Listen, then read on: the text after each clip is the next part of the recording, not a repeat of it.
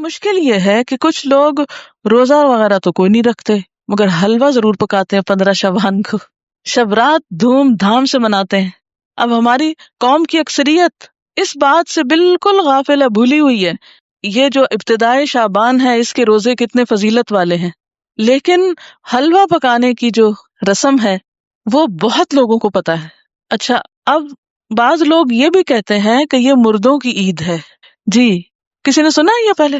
افسوس کہ ایسی میں نے آپ کو بتا دی ایک غلط بات، لیکن معاشرے میں کچھ جگہوں پر یہ مشہور ہے، تو یہ ہے کہ اس کو مردوں کی عید کہا جاتا ہے۔ تو اس ضمن میں بھی یہ ویسے بنیادی طور پر اس دن وہ ختم کا حلوہ ہی پکاتے ہیں اور مردوں کو ثواب پہنچانے کے لیے، اور اس قسم کی رسومات جو ہیں وہ ادا کی جاتی ہیں۔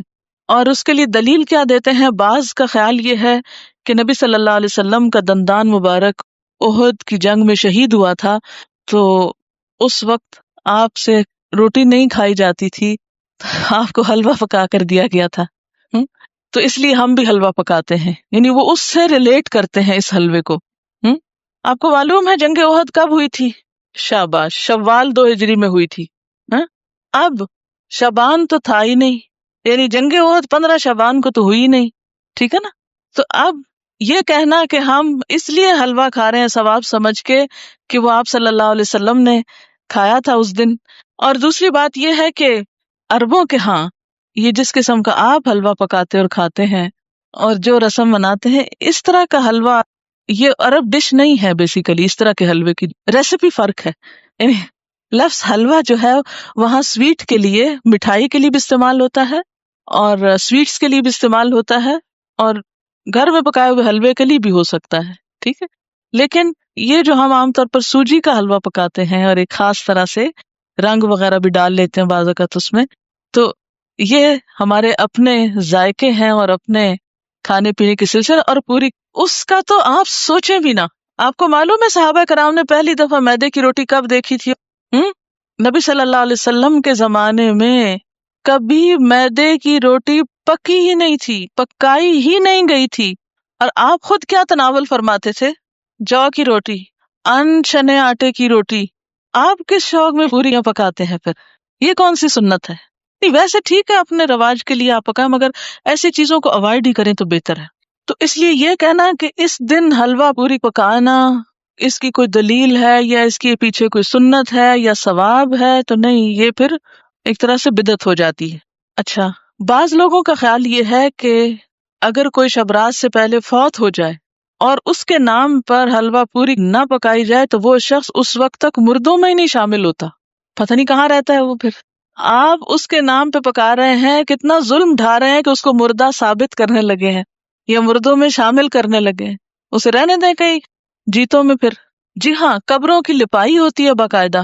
یہ پچھلے سال میں ملتان میں تھی اور میں نے خود دیکھی اور کچھ تصویر وغیرہ بھی دور سے اتاری کہ جو لوگ، یعنی مجھے یاد ہی نہیں تھا کہ آج 15 شعبان ہے، تو صبح کے وقت ہم گھر سے نکلے، اتنے لوگ قبرستان میں، اتنے لوگ، میں نے کہا خیر ہو، اتنے لوگ نعوذ باللہ کوئی اندر دفن ہو رہے ہیں یا کیا ہو رہا ہے۔ نہیں، سچ مجھے پہلے نہیں سمجھ آئی کہ اتنا کیوں اس میں رش ہے نا۔ پھر تھوڑا سا ہم آگے گلی، وہ ہمارے ایک رشتے دار ہیں، ان کا گھر اس طرح ہے کہ جب ان کے گھر سے نکلتے ہیں تو گلی کے دائیں بائیں قبرستان ہے، پھر باہر مین سڑک پر آ جاتے ہیں تو پھر وہاں سے بھی نظر آتا ہے۔ جب ہم گلی سے نکل کے مین سڑک پہ پہنچے تو وہاں ایک سبیل لگی ہوئی تھی، تو اس سے پتا چلا کہ یہ عید کی طرح کا کوئی موقع ہے، اور پھر لوگ باقاعدہ لپائی کر رہے تھے، بچے بھی اور بڑے بھی قبریں لیپ رہے تھے، اور پھر کو پھول ڈال رہے تھے، اور کوئی رات کو وہ چراغاں کر رہے تھے۔ اب میں یہ سوچ رہی تھی کہ اگر ساری قوم سال میں ایک دن قبرستان کی صفائی کرنے لگتی ہے یا قبرستان میں جا کے لپائی اور اس پہ لگ جائے، تو آپ دیکھیں کہ باقی کام کتنے رہ جائیں نا۔ اور پھر ہوتا کیا ہے، جب تک وارث جیتے ہیں کوئی لپائی آ کے کر دیتا ہے، جب وہ بھی چلے جاتے ہیں تو ختم ہو جاتا ہے سلسلہ۔ اب قبروں کو پکا کرنا یا ان کی بار بار لپائی کرنا، یہ بھی کوئی سنت نہیں ہے۔ قبروں کو اونچا کرنا اور ان کو بہت نمایاں کرنا اور ان کی بہت اس طرح کی کیئر کرنا جو ہے، اس کا ہمارے دین میں تصور نہیں ہے۔ مردوں کا احترام لازم ہے، اس کے لیے اچھی گہری قبر کھودنے کے لیے کہا گیا، کھود کے پھر اس کے سائڈ پر زمین کھود کے بغلی قبر کا بھی حکم آتا ہے۔ وہ زیادہ بہتر ہے بنسبت اس کے کہ آپ تھوڑی سی قبر کھود کے اور پھر اوپر سے سنگ مرمر لگائیں یا کوئی اور یہ چیزیں پھر ایکسٹرا ہیں. اس سے وقت بھی سرمایہ بھی ضائع ہوتا ہے. مردوں کو جو چیز فائدہ دیتی ہے وہ حلوہ پوری نہیں ہے، وہ آپ کی دعا ہے جس کے لیے آپ 15 شعبان کا انتظار نہ کریں. کب کریں وہ دعا؟ ہر روز کریں. ہر روز نماز پڑھیں اور کہا کریں ربنا اغفر لی ولوالدی وللمؤمنین. اس میں سارے قبروں والے آ جاتے ہیں. وللمؤمنین یوم یقوم الحساب. صرف قبروں کے اندر والے نہیں آتے، باہر والے بھی آتے ہیں. المؤمنین، اتنی تو گرامر پڑھ لی ہے نا. ال لگ جائے اور پھر جمع کا بھی ہو ساتھ، سارے مومن آ جاتے ہیں، زندہ ہو کے، من الاحیاء والاموات، سب آ جاتے ہیں. تو بنیادی طور پر اس رات میں نہ تو کوئی حلوہ پکانے کا حکم ملتا ہے اور نہ ہی دن کو قبروں کی لپائی کا حکم ملتا ہے، اور نہ ہی اس قسم کی کوئی خاص اس دن کی کوئی عید ہے. اور پھر اسی طرح یہ ہے کہ بعض لوگ اپنے گھروں کی خاص صفائی کرتے ہیں اس دن. ہو سکتا ہے آپ لوگ نہ کرتے ہوں، لیکن یہ رواج بھی ہے. اور ایک مخصوص جگہ پہ حلوہ چپاتی رکھتے ہیں، یہ لپائی وغیرہ کر کے تو ایک خاص کارنر جیسے ہوتا ہے. اور بعض لوگ اس کے ساتھ موسمی پھل اور مٹھائیاں وغیرہ بھی اس جگہ یعنی ایک سجاوٹ کرتے ہیں، بوفے کی طرح بنا لیتے ہیں اس کارنر کو. اور پھر ساتھ یہ بھی کہتے ہیں کہ لبان اگر بتی بھی تھوڑی سی ساتھ جلاتے ہیں کہ یہ مردوں کی فاتحہ ہو رہی ہے. آپ دیکھیں کہ مردے کو کیا کیا چیز فائدہ دیتی ہے. جب ایک شخص فوت ہو جاتا ہے تو کیا کیا چیز کرنی چاہیے؟ جی آپ فرمائیے. انسان قبر میں تنہا اترتا ہے، صرف ایک چیز ساتھ اترتی ہے اور وہ انسان کا اپنا عمل ہے. ٹھیک ہے، باقی 2 چیزیں واپس آ جاتی ہیں، اولاد اور مال. جیسے غلام وغیرہ ہوں یا اور کوئی گاڑی جس پہ لے گئے اس کو، یا اس کے علاوہ بھی اگر کوئی چیز ہے تو یہ 2 چیزیں جو ہیں واپس آ جاتی ہے، مال اور اولاد. باقی عمل ساتھ اترتا ہے. ایک چیز، صرف ایک چیز، اگر وہ تھوڑے بہت کمی بیشی ہے تو پیچھے والے اب اس کے حصے کے عمل تو نہیں کر سکتے، لیکن نمبر 1 دعا کر سکتے ہیں جو مردے کو فائدہ دے گی. اور اس کے لیے آپ اس دن سے دعا شروع کیجئے جس دن سے وہ فوت ہوا، اور ہر روز کیجئے، اور اس میں آپ دیر نہ کیجئے، کرتے رہیے. دوسری چیز، علم ينتفع به، ایسا علم جس سے لوگ فائدہ اٹھائیں. یعنی اس کے نام پر سے مراد یہ کہ اس کی طرف سے آپ کیا کریں، کسی بچے کو پڑھا دیں، کوئی اسکول بنوا دیں، کوئی کتابیں آپ لے کے لوگوں کو کوئی لائبریری میں رکھوا دیں، کوئی بھی علم کا کام، یا اس نے خود جو کچھ پڑھایا تھا اپنے اسٹوڈینٹس کو، یا کتابیں لکھی یا کوئی اور اسی طرح کی چیز تیار کی. اور تیسری چیز جو اس کو فائدہ دیتی ہے وہ کیا ہے؟ صدقہ جاریہ. آپ اس کے لیے قربانی کریں، آپ اس کے لیے پیسے غریبوں کو دیں، مسکینوں کو کھانا کھلائیں، اس کی طرف سے صدقہ کر سکتے ہیں. ٹھیک ہے، لیکن خاص دن حلوہ پوری پکا کے، روشنی اگربتی جلا کے اور ایک خاص سٹائل میں یہ سب کرنا جو ہے، یہ نبی صلی اللہ علیہ وسلم کی ایسی کوئی سنت نہیں ہے، اور نہ ہی ایسا دین کو مشکل بنایا گیا ہے جو ہر شخص کے بس کی بات نہ ہو. یعنی ہمارا دین ایسا نہیں کہ کچھ لوگ تو اس پر عمل کر سکے اور کچھ اس پہ عمل کے قابل ہی نہ ہو. اب ہر شخص تو حلوہ پوری پکا نہیں سکتا. مثلاً میں حلوہ تو شاید پکا لوں اگر پوری نہ پکا سکوں. آپ میں سے میرے خیال اکثریت روٹی بھی نہیں پکانا جانتی ہوگی. جب سے میں ہاسٹل میں رہ رہی ہوں تو میں نے اکثر لڑکیوں کی روٹی بنانی ٹیسٹ کی ہے، اور صحیح روٹی نہیں بنانی آتی، جو ہم میں سے ہر کوئی ہر روز کھاتا ہے. ہمارا اسٹیپل فوڈ ہے. کچی روٹی پکاتے ہیں، جلی بھی پکاتے ہیں، صحیح روٹی نہیں پکانی آتی. تو اب آپ دیکھیں کہ اگر روٹی نہیں بنانی آتی تو پوری کس کو بنانی آتی ہوگی. ٹھیک ہے نا. پھر اس کے بعد یہ ہے کہ ہر ایک کے پاس اتنے پیسے کہاں ہوتے ہیں کہ وہ حلوے کے لیے سب کچھ مہیا کر سکے. اور پھر آپ دیکھیے کہ حلوہ بھی پکانے کا صحیح طریقہ آنا چاہیے. کئی لوگ میں نے دیکھے ہیں کہ وہ کچا پکا سوجی کو کر کے اس میں یلو کلر ڈال کے، پانی ڈال کے اور کچی چینی ڈال کے حلوہ پکا کے رکھ دیتے ہیں جس سے پیٹ میں درد ہو جائے. حلوہ اس وقت اچھا پکتا ہے جب آپ کو سوجی بھوننی آتی ہو صحیح، اور وہ پیشنس مانگتا ہے، صبر. بہت ہلکی آنچ پہ کوئی کم از کم 1 گھنٹہ اگر آپ سوجی بنائیں پھر جا کر صحیح حلوہ بنتا ہے. سوجی بھوننے میں جلد بازی جو ہوتی ہے وہ کبھی بھی حلوے کو صحیح نہیں پکنے دیتی. ٹھیک، لیکن ہم ہر چیز میں انسٹنٹ فوڈ کے عادی ہو گئے، انسٹنٹ، جلدی، فوری، جس کے نتیجے میں ہم اب دوسروں کو بیمار تو نہ کریں ایسے حلوے کھلا کے. بعض اوقات دم بھی اس کا صحیح نہیں آنے دیتے، کچا ٹیسٹ آ رہا ہوتا ہے اس میں. آپ کو پتا ہے مکھڈی حلوہ جو ہوتا ہے وہ کیسے بنتا ہے؟ دیکھیں خواتین کا دل پسند ٹاپک ہے نا، تو کیا ہوا اگر ہم اس پہ ذرا سی بات کر لیں. کیسے بنتا ہے کسی کو آتا ہے؟ ہاں بتائیے. ہاں کتنی دیر پکتا ہے؟ تھوڑا ہے. کوئی اور بتائے گا؟ اٹک کی طرف کا کون ہے آپ میں سے؟ کیونکہ اس طرف یہ مکھڈی حلوہ بنتا. ہاں بتائیں گے آپ کتنا ٹائم لگتا ہے مکھڈی حلوہ بننے میں؟ دیکھا، اب خالہ تک رہ گیا. دیکھا آپ نے سیکھا نہیں ہے. وہ ہوتا یہ ہے کہ سوجی کو پانی یا دودھ میں بھگوتے ہیں، پھر اس کو اتنا پکاتے ہیں کہ وہ دونوں پھر الگ ہوں.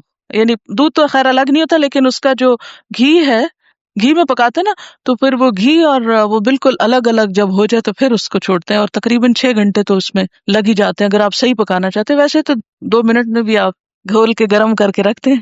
خیر یہ باتیں میں نے ضمن ود ان بریکٹس اس لیے کی ہیں کہ آپ سب بچیاں ہیں، خواتین ہیں، گھر والوں کی صحت کا انحصار آپ پر ہے. اگر آپ کو صحیح کھانا پکانا آتا ہوگا اور صبر بھی ساتھ آتا ہو تو پھر آپ کے گھر والے صحت مند ہوں گے، اور وہ صحت مند ہوں گے تو آپ کو دین کا کام کرنے کا وقت ملے گا. تو یہ جو صحیح کھانا پکانا آنا یہ بہت بڑی نعمت ہے، اور اس پر وقت لگائیں اور اس کو سیکھیں اپنے والدین اور خالہ وغیرہ سے، کیونکہ ایسا نہ ہو کہ یہ زبان تو ہماری جا ہی رہی ہے، ویسے آدھی اردو بولتے ہیں آدھی انگریزی بولتے ہیں. اب کھانوں میں بھی ہم نے کچھ چائنا سے منگا لیے ریسیپیز، کچھ ادھر ادھر سے. اب وہ کھانے کے سٹائل بھی بدلتے جا رہے ہیں. حالانکہ بیسٹ فوڈ جو ہے الحمدللہ ہمارے اس کانٹیننٹ کا ہے، کہ جو بہت اچھی طرح ویل کوکڈ اور ٹیسٹ کے حساب سے بھی اچھا ہوتا ہے.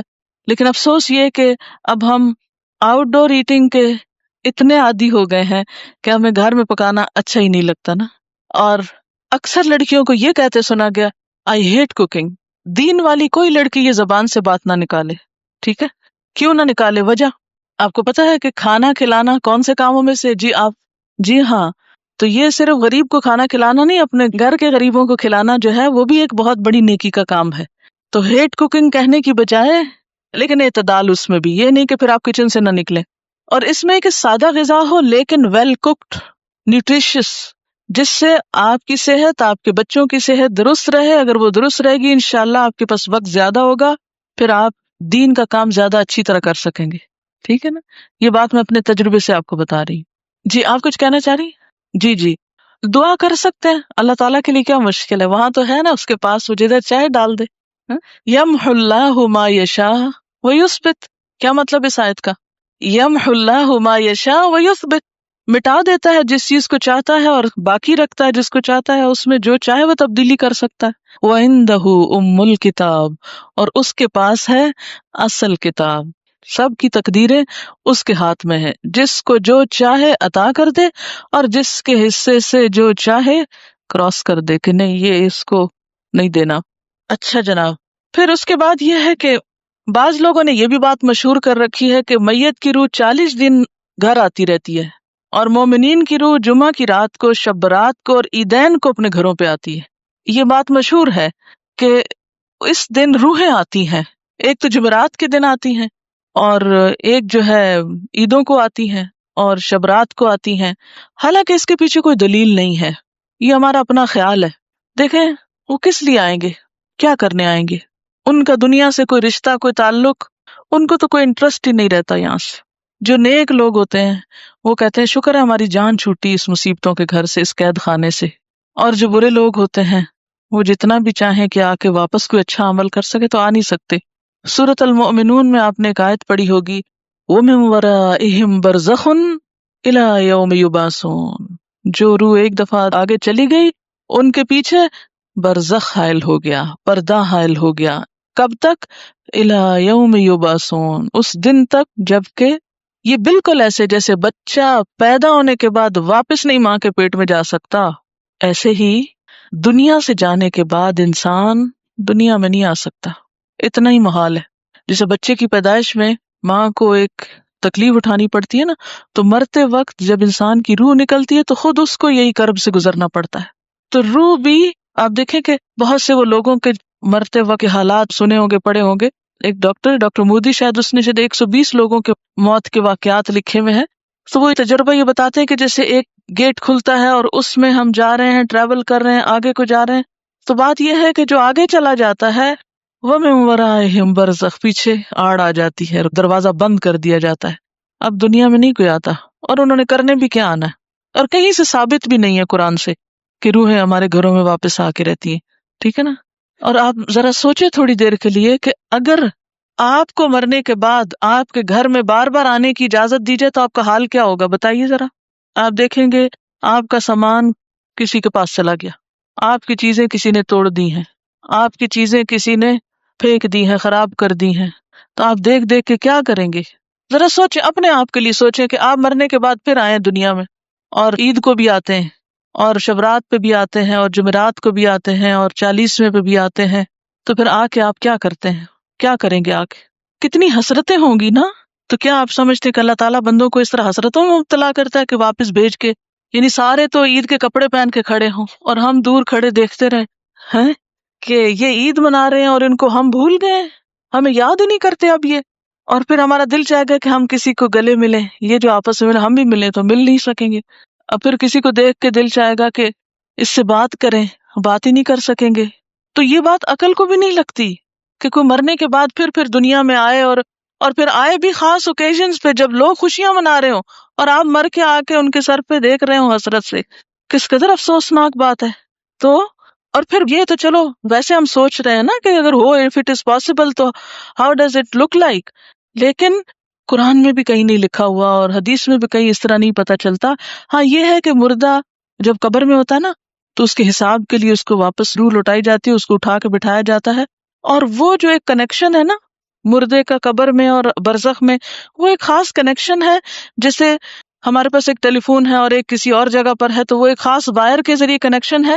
تو جسم اور روح کا ایک کمیونیکیشن کو ہو سکتا ہے آپس میں، لیکن وہ قبرستان کی حد تک ہو جائے تو ہو جائے، کیونکہ وہاں سزا جزا کا ایک کنسپٹ موجود ہے قبروں کے اندر.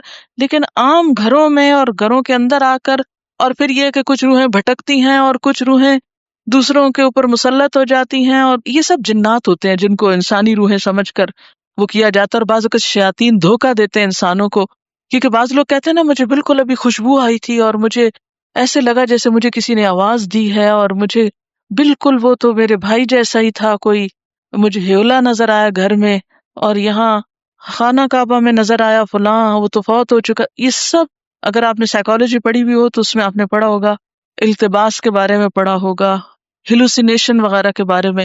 خیر وہ ایک اور ایکسٹریم پہ لے جاتے ہیں. لیکن بیسیکلی یہ ہے کہ جو شیاطین ہوتے ہیں، جنات ہوتے ہیں، وہ بھی بعض اوقات انسان کو دھوکہ دیتے ہیں، ایسی باتیں ان کو بھٹکانے کے لیے، بہکانے کے لیے، ان کا عقیدہ خراب کرنے کے لیے، بگاڑنے کے لیے ان کو بھول بھلائیوں میں ڈالتے ہیں، ان شکلوں میں آ جاتے ہیں.